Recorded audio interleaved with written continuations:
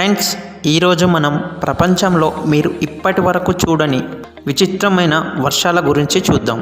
Hi friends, welcome back to BS facts.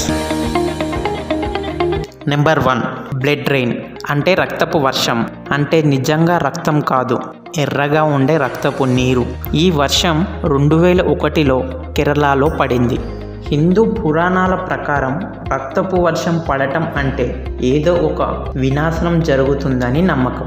ఈ blood రెయిన్లో అధిక శాతం ఎర్రటి కణాలు ఉండటం వల్ల ఇలా ఎర్రగా పడింది అని అంటారు. ఇంకొంతమంది అయితే భూమి మీదకు వచ్చిన ఉల్కలు పేలిపోవటం వల్ల వచ్చిన పొడి మొత్తం మబ్బుల్లో కలిసి రసాయన చర్యలు జరిగి ఈ రకమైన వర్షం పడింది అని అంటారు. కానీ శాస్త్రవేత్తలు ఏం చెప్తున్నారు అంటే నీటిలో పెరిగే హెమటాకోకస్ అనే సూక్ష్మమైన ఆల్గే మొక్క ఒత్తిడికి లోనైనప్పుడు ఉత్పత్తి చేస్తాయి. కాబట్టి ఆ నీరు ఎర్రగా మారుతుంది. ఆ తర్వాత ఆ నీరు ఆల్గే మేకర్గా మారినప్పుడు అది కరిగి ఎర్రటి వర్షంగా కురుస్తుంది. సేమ్ ఇలానే కేరళలో రక్తపు వర్షం కురిసింది అని శాస్త్రవేత్తలు చెప్పారు. ఇలా 2012లో శ్రీలంకలో ఇలానే బ్లడ్ రెయిన్ కూడా కురిసింది అంట.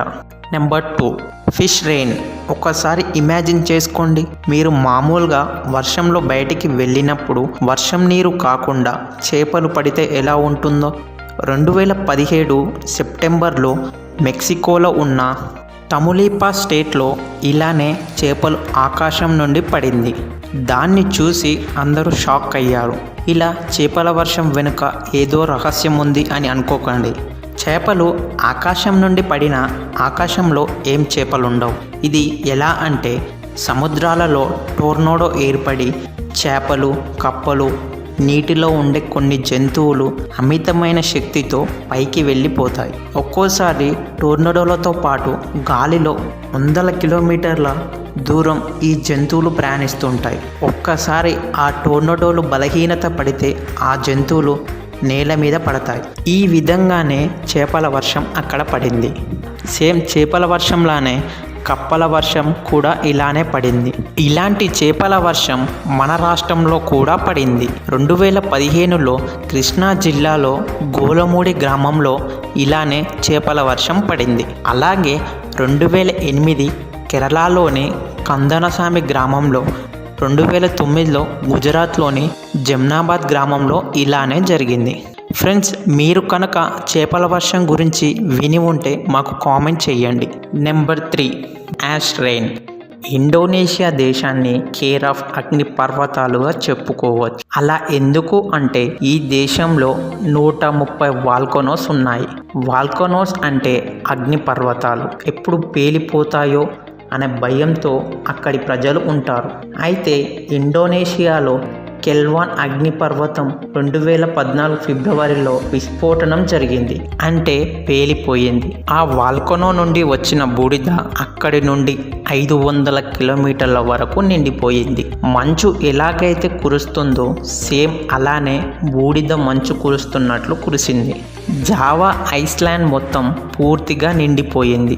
ఆ బూడిద ఎంతలా ఉంది అంటే ఆ బూడిద ఇంట్ల మీద పడి కూలిపోయేలా పడింది. దానివల్ల ఎంతోమంది చనిపోయారు. ఆ బూడిద వర్షం వల్ల ట్రాన్స్పోర్ట్ మొత్తం ఆగిపోయింది. పగలు కూడా రాత్రిలాగా మారిపోయింది. వర్షం పడినట్లు బూడిద పడితే ఎలా ఉంటుంది? దీనినే యాష్ రెయిన్ అని అంటారు. Number 4, bat rain. ఆస్ట్రేలియాలో మనుషులే కాదు, జంతువులు కూడా ఒక ఛాలెంజింగ్ లైఫ్ని ఫేస్ చేస్తాయి. 2008 జనవరిలో దక్షిణ క్వీన్స్ ఐస్లాండ్లో చాలా ప్రాంతంలో ఉష్ణోగ్రతలు భరించలేనంతగా ఎక్కువైంది. అక్కడ ఐస్లాండ్లో 48 డిగ్రీల సెల్సియస్ ఉష్ణోగ్రతను రీచ్ అయ్యింది. మనం అయితే వేడి నుండి తప్పించుకోవడానికి కోల్డ్ వాటర్తో స్నానం చేస్తాం. కానీ జంతువులకు, పక్షులకు అలాంటివి ఏం చెయ్యలేవు కదా. ఆ టైంలో వేడికి తట్టుకోలేక వర్షం పడినట్లు కిందకు పడి చనిపోయాయి. ఈ పక్షులు వర్షం నుండి పడింది కాకపోవచ్చు, కానీ వర్షపు చినుకులు ఎలాగైతే రాలుతుందో అలా ఆ పక్షులు వేడి తట్టుకోలేక కిందకు పడిపోయి గిలగిలా కొట్టుకుంటూ చనిపోయాయి. ఇలా మిగతా పక్షులు కూడా చనిపోయాయి. కానీ గబ్బిలాలు మాత్రం 1,00,000 వరకు చనిపోయాయి. నెంబర్ 5 ఆవు. 1997వ సంవత్సరం జపాన్లో కొందరు చేపలు పడుతున్న సమయంలో హఠాత్తుగా ఒక ఆవు ఆకాశం నుండి వారి బోటు మీద పడింది. దీనివల్ల బోటు సముద్రంలో మునగటం మొదలైంది.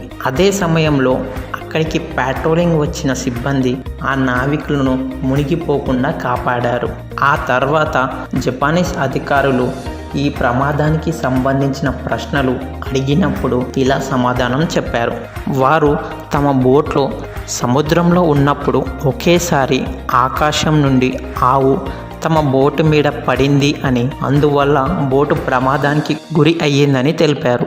కానీ ఈ విషయాన్ని నమ్మని అధికారులు అనుమానంతో అరెస్ట్ చేశారు. కప్పలు, చేపలు ఆకాశం నుండి ఎలా పడుతుందో మనకి ముందే తెలుసు. అవి బరువు తక్కువ ఉండటంతో పాటు టోర్నడోలతో పాటు పైకి వెళ్తుంది. కానీ ఆవులు బరువుగా ఉంటుంది, పైకి వెళ్ళలేవు. మరి ఆకాశం నుండి ఆవు ఎలా పడింది?